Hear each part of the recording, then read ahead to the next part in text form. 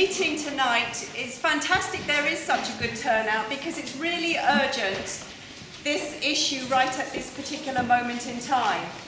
If people don't know, you need to know that an all-party parliamentary group on prostitution has just come out with proposals to increase the criminalisation of sex work in the form of criminalising sex workers' clients, which we're very opposed to, would be an absolute disaster for sex workers. It would not stop prostitution, it won't stop the criminalisation of sex workers, but it would make it much more dangerous and stigmatising for sex workers to work. So we're very opposed to it, and we hope that this meeting will be an opportunity to gather our forces against that proposal so that it never sees the light of day. Yes. Yes.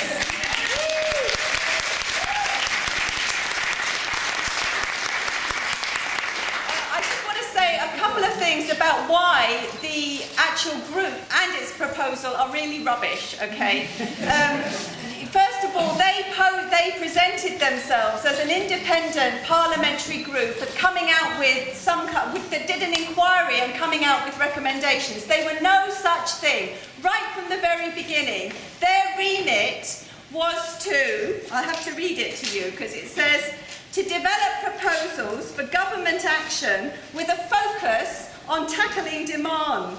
Tackling demand is criminalising men who buy sex, okay? So unsurprisingly, what they then recommended was to criminalise sex workers' clients.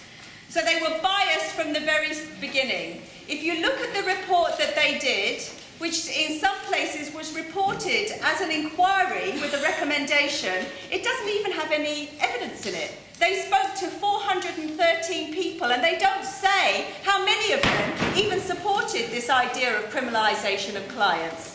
What we did find out is that half of the people who answered their survey, which was very, very biased as well, but half of those people said that prostitution was a reasonable form of employment. So it's likely that quite a lot of people that answered their survey actually didn't even agree with their proposal, and we want those figures. We want to know what they're hiding. Yeah. Okay, it says that it claims that it will decriminalise sex workers, which is not even true.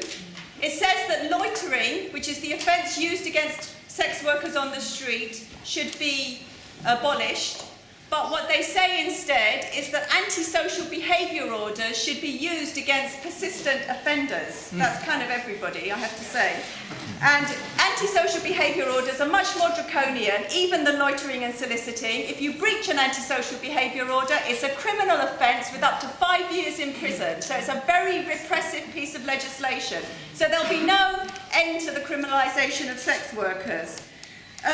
They chose as the secretariat for the group, which is a really important point to discredit them, because they presented some of their proposals in the name of human rights and gender equality, but who they chose as their secretariat was a Christian charity called CARE, which have spearheaded anti-gay campaigns in and out of Parliament, oppose gay marriage, in fact oppose any sex outside marriage. So the idea that this group chooses that charity as their secretariat has to also discredit them. They misquoted and took everything that people told them out of context. We know that because they did it to us. They have me quoted saying something about street workers that has never passed my lips. In fact, was given in evidence by another health worker. So if they did that to us, it's likely that they did it to other people. They conflate prostitution with violence. They say prostitution is violence, which is insulting. It says that sex workers do not know the difference between rape and consenting sex, and we do.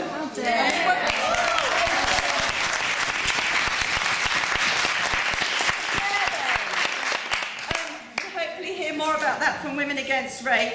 It says that if you go into prostitution because of poverty, you are coerced.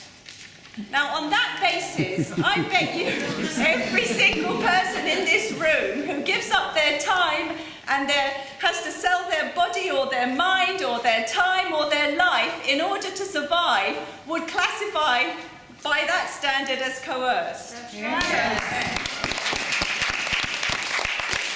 They say that prostitution is uniquely degrading, and they have nothing to say about all the other jobs that we are forced to do, which are often more degrading and more exploitative than prostitution. They say nothing about people who are working in call centres on zero-hour contracts for less than the minimum wage. They have nothing to say about those kinds of employment, and that is to their shame that they say nothing about that.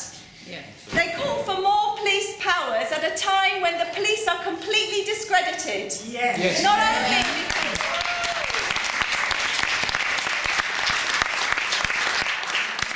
because of how they hound sex workers, but also nobody's ever going to forget Hillsborough, Mark Duggan, and the very long list of the police crimes. So, you know, the idea that you're calling for more police powers in that context is also outrageous.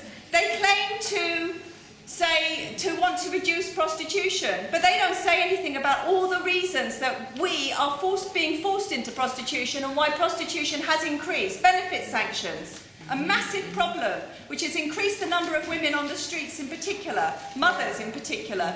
Cuts generally, unemployment, homelessness, nothing in the report for that. We know that 1 in 5 low-income mums are skipping meals to feed their kids. They have nothing to say in this report in support of those mothers.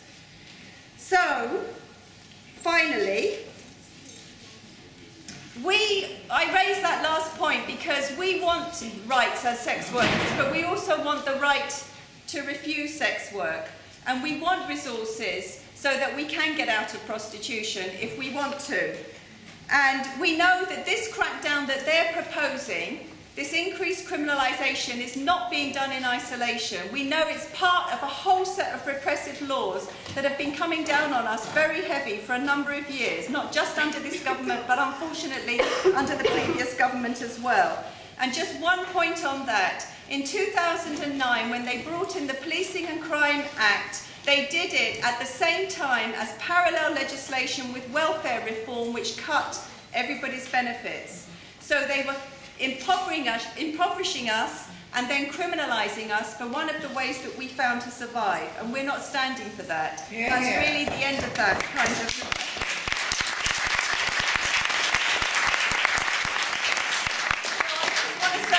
meeting is really to establish also that we as sex workers, in struggling for our rights to safety, to protection, to rights as workers, we know that those rights are everybody's rights, and we hope that this meeting will really bring us together, establish that, find other ways of us to work together to be more effective and defeat this proposal and a lot of the other stuff that we also hate that's coming out from this government.